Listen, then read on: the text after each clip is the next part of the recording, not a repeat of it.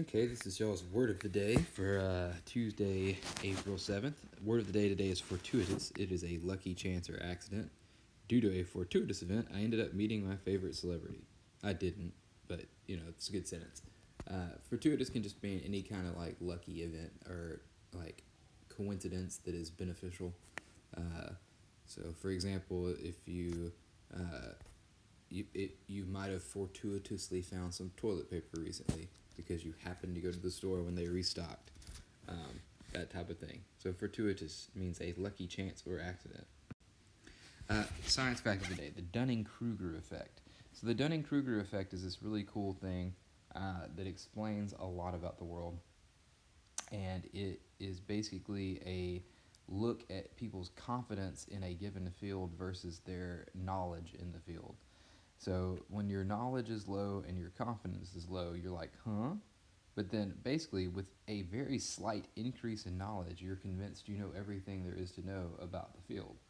And so you begin giving people advice, you begin holding strong convictions, and then the more you know, the less you're willing to, the less confident you are. So the more you start knowing, you begin to think, oh, there's more to this than I thought. Oh, I'm never going to get this. Okay, I think I get this now.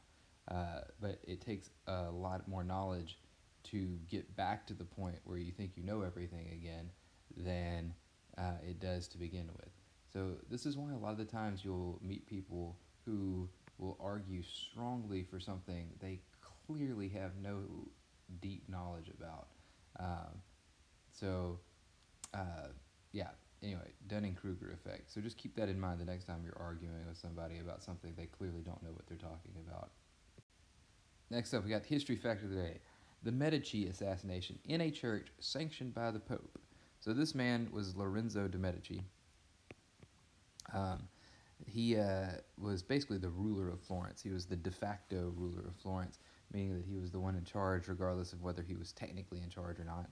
And this is Il Duomo. It is a cathedral in Italy. Basically, the Medicis were having a feud with another leading family in Florence called the Pazzi, and the Pazzi were the bankers to the Pope, and the Pope wanted Lorenzo de' Medici out of the way. Well, the Pazzi came up with this plan to assassinate him and his brother in the church at High Mass because they would be off their guard.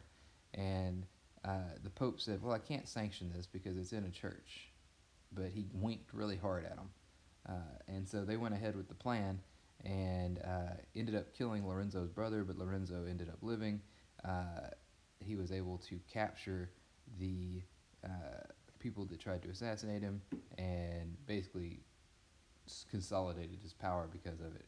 But this is an assassination attempt in a church sanctioned indirectly by the Pope. And then finally, we have the book of the day. The book of the day is the Bridge at Andau. So this is literally the Bridge at Andau.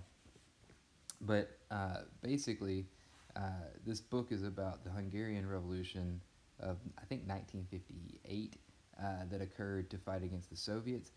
Basically, there was a spontaneous revolution against the communist regime in Hungary, and it was very successful until the Russians basically just came in and quashed it completely.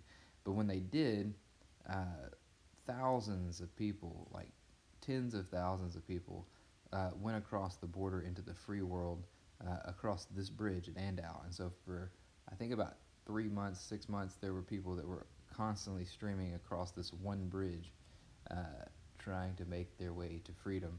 And the book is about that Hungarian Revolution. It finishes up with the refugees fleeing across.